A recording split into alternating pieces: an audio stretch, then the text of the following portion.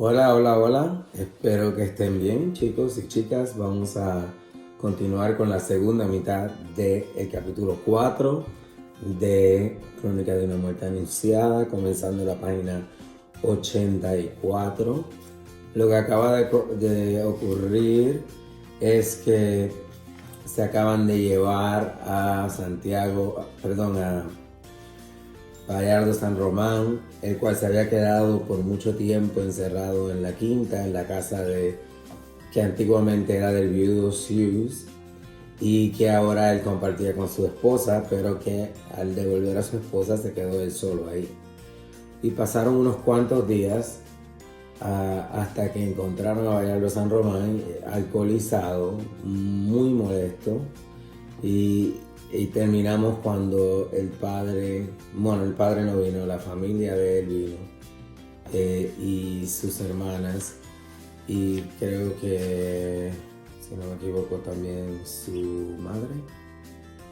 Y vinieron a sacarlo de la casa y está la imagen de él saliendo del pueblo y lo van cargando y se lo van llevando así. Y él marcando con la mano la tierra, como marcando el lugar para siempre. Esto es una imagen que hace mucha referencia a otras cosas. Hay un momento en la Biblia donde Jesús marca la tierra así y es para defender a una mujer que va a ser apedreada porque era una adúltera. Esa imagen de él marcar la arena o la tierra con su mano es una referencia un poquito, va a otras cosas, ¿ok? Alusión a otras cosas. Muy bien. Dejaron la quinta intacta. Mis hermanos y yo subíamos a explorarla en noches de parranda cuando volvíamos de vacaciones y cada vez encontrábamos menos cosas de valor en los aposentos abandonados. Una vez rescatamos la maletita de mano de Ángela Vicario, que Ángela Vicario le había pedido a su madre la noche de bodas, pero no le dimos ninguna importancia. Lo que encontramos dentro parecían ser los afeites naturales para la higiene de la belleza de una mujer, y solo conocí su verdadera utilidad cuando Ángela Vicario me contó muchos años más tarde cuáles fueron los artificios de comadrona que le habían enseñado para engañar al esposo. Fue el único rastro que dejó en el que fuera su hogar de casada por 5 horas. Aquella maletita que ella había mandado a buscar con una ropa a la casa el día de su boda, que se la había enviado a su mamá, contenía unas cosas para la higiene personal que ella iba a utilizar para engañar a Bayardo. Y eso lo averiguamos muchos años después, ¿ok? Años después, cuando volví a buscar los últimos testimonios para esta crónica, no quedaban tampoco ni los recuerdos de la dicha de Yolanda de Hughes. Las cosas habían ido desapareciendo poco a poco a pesar de la vigilancia empecinada del coronel Lázaro Aponte e inclusive el escaparate de 6 lunas de cuerpo entero que los maestros cantores de Mompox habían tenido que armar dentro de la casa, pues no cabía por las puertas. Al principio el viudo de Hughes estaba encantado pensando que eran recursos póstumos de la esposa para llevarse lo que era suyo. El viudo pensaba que era el alma de su esposa que se estaba llevando las cosas que eran de ella, que él le había vendido a Bayardo San Román. Esto es antes de que él muriera. Recuérdense que él luego murió. El coronel Lázaro Aponte se burlaba de él, pero una noche se le ocurrió oficiar una misa de espiritismo. Acuérdense que él creía en los espíritus, y para esclarecer el misterio, y el alma de Yolanda de Hughes le confirmó de su puño y letra que en efecto era ella quien estaba recuperando para su casa de la muerte los cachivaches de la felicidad. Un poquito ahí de realismo mágico. La quinta empezó a desmigajarse, el coche de bodas se fue desbaratando en la puerta y al final no quedó sino la carcacha podrida por la intemperie. Durante muchos años no se volvió a saber nada de su dueño. Hay una declaración suya en el sumario, pero es tan breve y convencional que parece remendada a última hora para cumplir con una fórmula ineludible.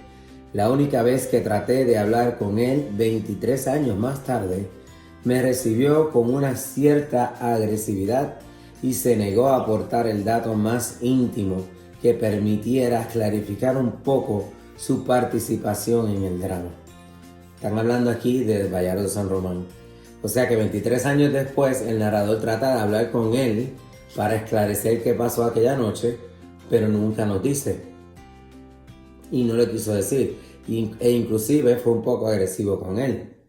Acuérdense que ya le había preguntado a Ángela Vicario, ¿verdad? O no, perdón, eso va a pasar ya. Ni siquiera, en todo caso, ni siquiera sus padres sabían de él, mucho más de nosotros, ni tenían la menor idea de que vino a ser en un pueblo extraviado, sin otro propósito aparente que el de casarse con una mujer que no había visto nunca. De Ángela Vicario, en cambio, tuve siempre noticias de ráfagas que me inspiraron una imagen idealizada. Mi hermana la monja anduvo algún tiempo por la Alta Guajira tratando de convertir a los últimos idólatras y solía detenerse a conversar con ella en la aldea abrasada por la sal del Caribe, donde su madre había tratado de enterrarla en vida. Saludos de tu prima, me decía siempre.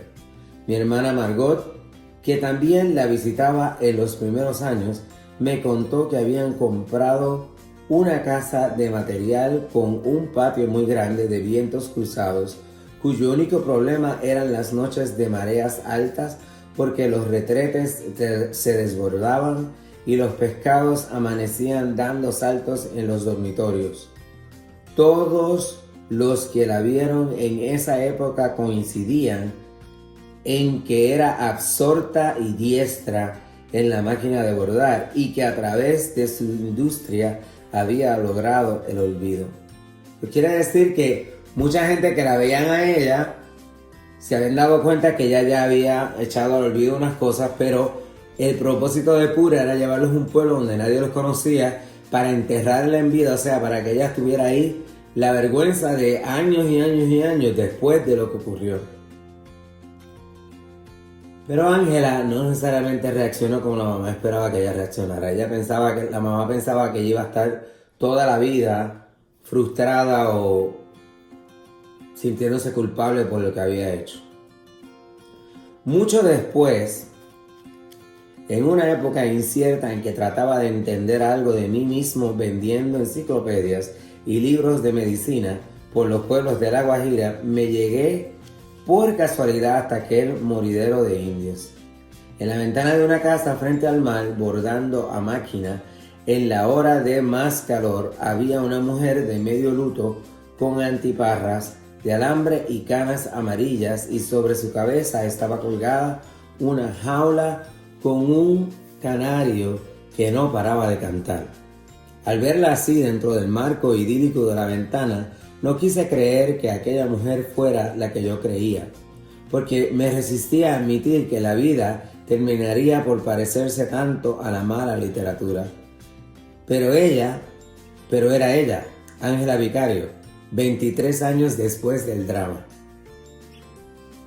Me trató igual que siempre como un primo remoto y contestó a mis preguntas con muy buen juicio y con sentido del humor. Era tan madura e ingeniosa que costaba trabajo creer que fuera la misma. Lo que más me sorprendió fue la forma en que había terminado por entender su propia vida. Al cabo de pocos minutos ya no me pareció tan envejecida como a primera vista, sino casi tan joven como en el recuerdo, y no tenía nada en común con la que habían obligado a casarse sin amor a los 20 años. O sea, si tenía 20 años, 23 años más tarde, tenía aproximadamente 43 años. Su madre, de una vejez mal entendida, me recibió como un fantasma difícil. Se negó a hablar del pasado y tuve que conformarme para esta crónica con algunas frases sueltas de sus conversaciones con mi madre y otras pocas rescatadas de mi recuerdo. Quiere decir que Pura se negó a hablar porque acuérdense, Pura quiere echar a un lado lo que ocurrió, al olvido, que nadie se acuerde y que ya no se hable de eso. Y ella no está dispuesta a discutir esto con el narrador. Había hecho más que lo posible para que Ángela Vicario se muriera en vida. La segunda vez que dice eso. Pero la misma hija le malogró los propósitos porque nunca hizo ningún misterio de su desventura. O sea, no creó un misterio acerca de lo que le había pasado. Al contrario, a todo el que quiso oírla, se la contaba con sus pormenores, salvo el que nunca se había de aclarar quién fue y cómo y cuándo el verdadero causante de su perjuicio, porque nadie creyó que en realidad hubiera sido Santiago Nazar. Esto es un buen quote, esto es una buena cita, ¿ok? Si ustedes se ponen a pensar, nadie pensó verdaderamente que Santiago Nazar hubiera sido culpable. Maybe esto fue después, quizás después de lo que ocurrió, pero aún antes podemos ver que mucha gente no creía. Aquí estamos en el futuro, así que más cerca de la realidad, ¿verdad? De la reconstrucción de los hechos. Pero ella, cualquiera que le preguntaba, oye, ¿de dónde fue que vinieron ustedes? ¿Qué fue lo que pasó? Oh, le contaba lujo de detalles qué fue lo que había pasado, con la excepción de quién había sido el verdadero culpable. Había otra persona. Pertenecían a dos mundos divergentes. Nadie los vio nunca juntos y mucho menos solos, a ella y a Santiago. Nadie los vio juntos. Santiago Nazar era demasiado altivo para fijarse en ella. Tu prima la boba, me decía cuando tenía que mencionarla. Además, como decíamos entonces, él era un gavilán pollero. Andaba solo, igual que su padre, cortándole el... Hay una palabrota ahí. El cogollo a cuanta doncella sin rumbo empezaba a despuntar por esos montes, pero nunca se le conoció dentro del pueblo otra relación distinta a la convencional que mantenía con Flora Miguel y de la tormentosa que lo enloqueció durante 14 meses con María Alejandrina Cervantes. Eso quiere decir, nadie pudo ponerlos a ellos dos juntos en ningún momento. Y a él nunca se le conoció otra relación que la de su novia, Flora Miguel, y la relación que tuvo con María Alejandrina en su juventud, que duró aproximadamente 14 meses, un poco más de un año. Nadie creía que había ni un momento para que ellos dos se pudieran conectar. Él sí le gustaba ir por ahí buscando jovencitas que él pudiera, ¿verdad?, estar con ellas por primera vez, pero no mantenía relaciones con ellas. Hay un poquito de verdad, no sabemos si de verdad eso fue lo que pasó o si no fue el arroz. La versión más corriente, tal vez, por ser la más perversa, era que Ángela Vicario, esto era lo que mucha gente pensaba, Ángela Vicario estaba protegiendo a alguien a quien de veras amaba. Y había escogido el nombre de Santiago Nazar porque nunca pensó que sus hermanos se atreverían contra él. Yo mismo traté de arrancarle esta verdad cuando la visité por segunda vez con todos mis argumentos en orden, pero ella apenas sí levantó la vista del bordado para rebatirlos. Eso quiere decir que ella, había una versión por ahí, algunas personas pensaban que ella estaba protegiendo a un hombre que no era Santiago Nazar, a quien ella verdaderamente amaba, y había dicho el nombre de Santiago Nazar porque no pensaba que los hermanos se iban a meter con Santiago Nazar, quien era su amigo y un hombre, ¿verdad?, respetado en el pueblo, especialmente hijo de un hombre bien respetado. Ya no le des más vueltas, primo, me dijo, fue él. Todo lo demás lo contó sin reticencias, hasta el desastre de la noche de bodas. O sea, todo lo demás ella lo contó sin ningún problema, excepto quién verdaderamente fue. Y cuando el narrador la empujó, ella dijo, fue él, y se acabó. No me sigas preguntando. Contó que sus amigas la habían adiestrado para que emborrachara al esposo en la cama hasta que perdiera el sentido, que aparentara más vergüenza de la que sintiera para que él apagara la luz, que se hiciera un lavado drástico de aguas de alumbre para fingir la virginidad y que manchara las sábanas con mercurio como para que pudiera exhibirla al día siguiente en su patio de recién casada. Este era el truco, y abajo pueden leer un poquito más acerca de lo de colgar la sábana el primer día después de la boda. Solo dos cosas no tuvieron en cuenta sus coberteras: la excepcional resistencia de bebedor de Bayardo San Román, o sea que él no se emborrachó rápido, y la decencia pura que Ángela Vicario llevaba escondida dentro de la estolidez impuesta por su madre.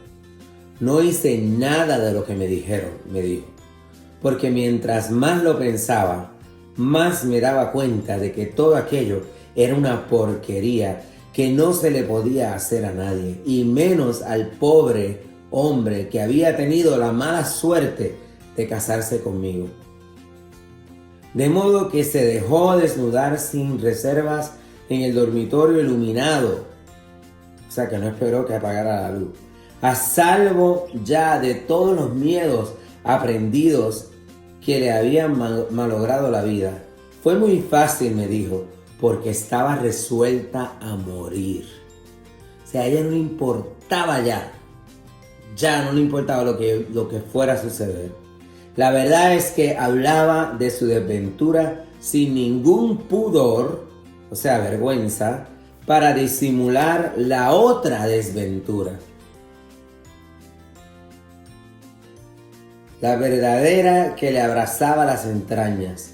Nadie hubiera sospechado hasta que ella se decidió a contármelo que Bayardo San Román estaba en su vida para siempre, desde que la llevó de regreso a su casa. Fue un golpe de gracia. De pronto, cuando mamá empezó a pegarme, empecé a acordarme de él. Me dijo, los puñetazos le dolían menos porque sabía que eran por él. Siguió pensando en él con un cierto asombro de sí misma cuando sollozaba tumbada en el sofá del comedor. No lloraba por los golpes ni por nada de lo que había pasado, me dijo. Lloraba por él. Seguía pensando en él mientras su madre le ponía compresas de árnica en la cara, y más aún cuando oyó la gritería en la calle y las campanas de incendio en la torre, y su madre entró a decirle que ahora podía dormir, pues lo peor había pasado. El sonar de las campanas nos lleva al momento del crimen. Aquí estamos hablando del momento del crimen. A ella le dieron una paliza a la mamá y ella empezó a llorar, pero empezó a llorar porque se quedó enamorada ahora de momento, después que no lo quería, quedó enamorada de Bayardo San Román, y ahora está llorando su pérdida, y ahora está llorando porque lo ama y no lo tiene. Primero no lo quería, no quería saber de él, Pero parece que el acto de honor que hizo el de llevarla a ella de vuelta a la casa, no sé si esto de alguna forma la impactó a ella, pero ella se enamoró de él.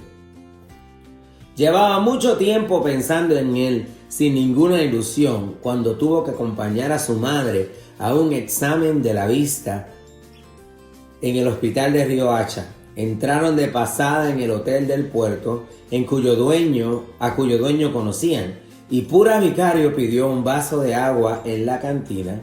Se lo estaba tomando de espaldas a su hija cuando ésta vio su propio pensamiento reflejado en los espejos repetidos de la sala.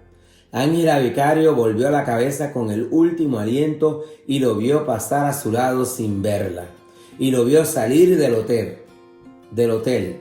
Luego miró otra vez a su madre con el corazón hecho trizas. Pura Vicario acababa de beber, se secó los labios con la manga y le sonrió desde el mostrador con los lentes nuevos.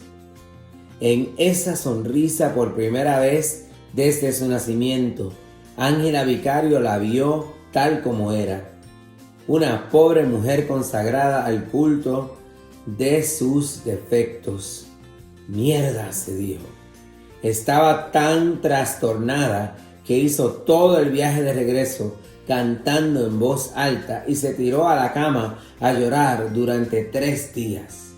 Ella lo vio por casualidad en un hotel, cuando estaba en el pueblo, lo vio pasar y eso la hizo sentir así como se perdió la cabeza ella, y su mamá no se dio ni cuenta.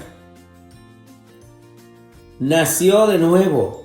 Me volví loca por él, me dijo. Loca de remate. Le bastaba cerrar los ojos para verlo. Lo oía respirar en el mar. La despertaba a medianoche el fogaje de su cuerpo en la cama. A fines de esa semana, sin haber conseguido un minuto de sosiego, le escribió la primera carta. Fue una esquela convencional en la cual le contaba que lo había visto salir del hotel, que le habría gustado que él la hubiera visto. Esperó en vano una respuesta. Al cabo de 2 meses, cansada de esperar, le mandó otra carta en el mismo estilo, sesgado de la anterior, cuyo único propósito parecía ser reprocharle su falta de cortesía. 6 meses después había escrito 6 cartas sin respuesta, pero se conformó con la comprobación de que él las estaba recibiendo. Empezó a escribirle. Dueña por primera vez de su destino, Ángela Vicario descubrió entonces que el odio y el amor son pasiones recíprocas. El odio y el amor son pasiones recíprocas. ¿Se acuerdan que yo le he dicho a usted que es bien difícil odiar a alguien si no le amaste antes? Así que son pasiones recíprocas, ¿ok? Que van de lado a lado. Cuantas más cartas mandaba, más encendía las brasas de su fiebre, pero más calentaba también el rencor feliz que sentía contra su madre. Se me revolvían las tripas de solo verla, me dijo, pero no podía verla sin acordarme de él. Su vida de casada de vuelta seguía siendo tan simple como la de soltera, siempre bordando a máquina con sus amigas como antes hizo, tulipanes de trapo y pájaros de papel, pero cuando su madre se acostaba permanecía en el cuarto escribiendo cartas sin porvenir hasta la madrugada. Se volvió lúcida, imperiosa, maestra de su albedrío y volvió a ser virgen solo para él, y no reconoció otra autoridad que la suya, ni más servidumbre que la de su obsesión.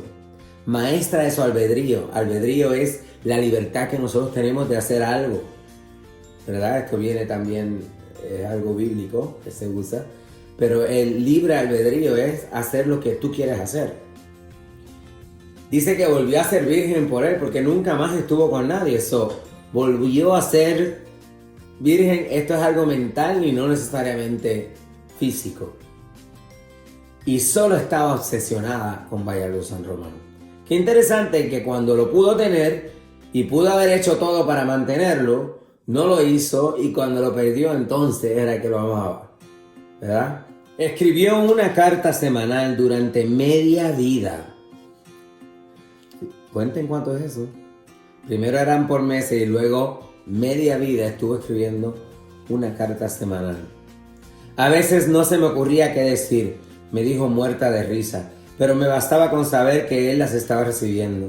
Al principio fueron esquelas de compromiso, después fueron papelitos de amante furtiva, billetes perfumados de novia fugaz, memoriales de negocios, documentos de amor y por último fueron las cartas indignas de una esposa abandonada que se inventaba enfermedades crueles para obligarlo a volver.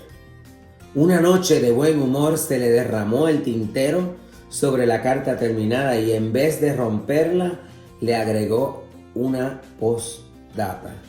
En prueba de amor te envío mis lágrimas.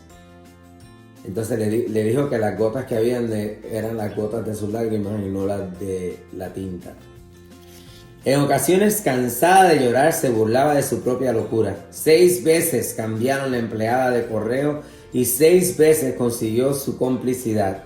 Lo único que no se le ocurrió fue renunciar. Sin embargo, él parecía insensible a su delirio. Era como escribirle a nadie. Una madrugada de vientos por el año 10, cuando ya habían pasado 10 años, la despertó la certidumbre de que él estaba desnudo en su cama. Le escribió entonces una carta febril. Febril quiere decir fiebre, o sea, caliente. Y de 20 pliegos, en la que soltó sin pudor las verdades amargas que llevaba podridas en el corazón desde su noche funesta. Le habló de las lacras eternas que él había dejado en su cuerpo, de la sal de su lengua y de la trilla de fuego de su pip africana. Se la entregó a la empleada del correo que iba los viernes a la tarde a bordar con ella para llevarse las cartas y se quedó convencida de que aquel desahogo terminal sería el último de su agonía. Pero no hubo respuesta. A partir de entonces ya no era consciente de lo que escribía, ni a quién le escribía a ciencia cierta, pero siguió escribiendo sin cuartel durante 17 años. Una carta semanal por 17 años. Ahí hay un poquito de hipérbole, ¿verdad? Puede ser que una persona pueda hacer esto, pero yo creo que hay un poquito de exageración. Habla de todo, en esa carta le cuenta todo, le dice a quién estaba protegiendo, le dice lo que sentía verdaderamente por él, le dice todo, pero no hubo respuesta. Un mediodía de agosto, mientras bordaba con sus amigas, sintió que alguien llegaba a la puerta. No tuvo que mirar para saber quién era. Estaba gordo y se le empezaba a caer el pelo. Y ya necesitaba espejuelos para ver de cerca. Me dijo, pero era él. Carajo, era él. Se asustó porque sabía que él la estaba viendo tan disminuida como ella lo estaba viendo a él. Y no creía que tuviera dentro tanto amor como ella para soportarlo. Tenía la camisa empapada de sudor, como lo había visto la primera vez en la feria, y llevaba la misma correa y las mismas alforjas de cuero descosido con adornos de plata.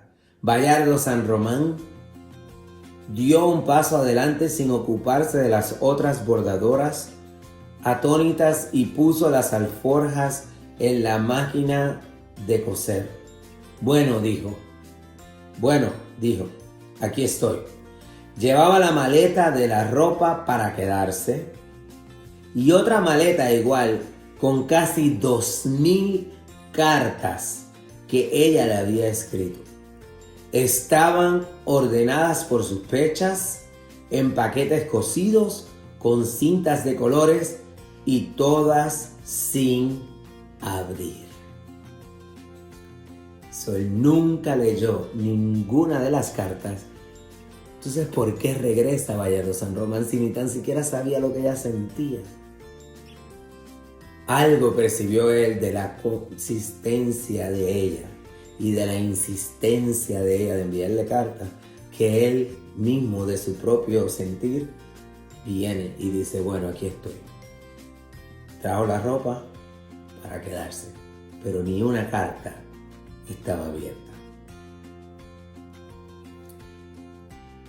Obvio está que ustedes van a estar contestando las preguntas de la 11 a la 16. Son pocas preguntas, de la 11 a la 16 nada más. Y vamos a estar discutiendo en la clase algunos de los temas que están encerrados en todo esto. ¿Ok?